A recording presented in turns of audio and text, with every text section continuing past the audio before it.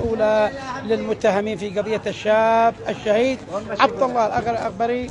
التقينا مع المحامين ومع شقيقه ومع والدته ومع أقاربه. الشقيق العزيز الغالي، ماذا عن هذه الجلسة الآن التي انتهت الآن الساعة 3:15؟ طبعا بسم الله الرحمن الرحيم. اليوم عقدت المحكمة أول جلسة، نعم، واستمعوا إلى أقوال المتهمين، وقدمنا تصدي ببقية المتهمين المطلوبين للعدالة. ومطلبناه هو القصاص مع التعزير من هؤلاء القتلة المجرمين الذين تجردوا من كل القيم الإنسانية. والجلسة القادمة ستكون يوم الأربعاء إن شاء الله. والمحامين حضروا وكانت جلسة في غاية الروعة حقيقة.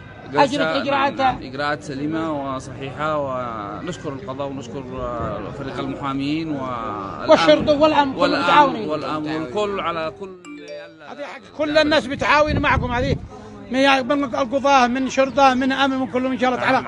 وين والدة الشهيد؟ هذه والدة الشهيد. السلام عليكم يا أختي. السلام عليكم.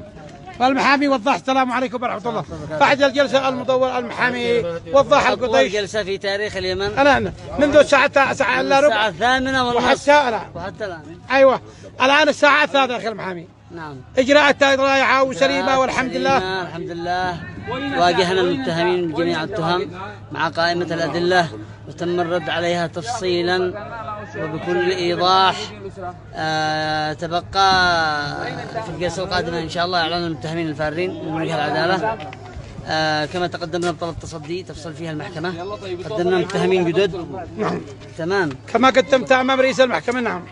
أيوة قدمنا متهمين جدد، بينهم وسيم السباعي وأياد السباعي وصادق القراش والمتهم صابر الحدالي، وكذلك المشكوك به أيمن القاضي لا نعلم شكله وهيئته، كما أكرم العزعزي وعبد الوهاب التويتي.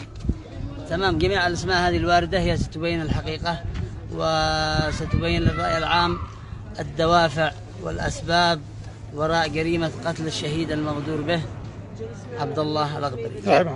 أم الشهيد حضرت اليوم مع المحامي مع شقيق مع أبنائكم مع من حضرتم من تعز، يعني كيف كانت إجراءات المحاكمة؟ إجراءات المحاكمة ما عجبونيش السباعي كلامهم. خلي القضاء يجري مجراه والعدل بيجري مجراه، وإن شاء الله. نعم. قصاص تعزير تعذيب، سامع عذبوا ابني يعذبوه إن شاء الله تعالى. هذا هو العدل. هذا تحياتنا وسلامنا من أمام محكمة استئناف أمة العاصمة مع المحامي وضح القيلش مع شقيقي مع والدته مع جميعا مع الشرطة المتعاونين مع القاضي. تحياتي وسلامي. يحيى قاسم ترتب حتى المحكمة.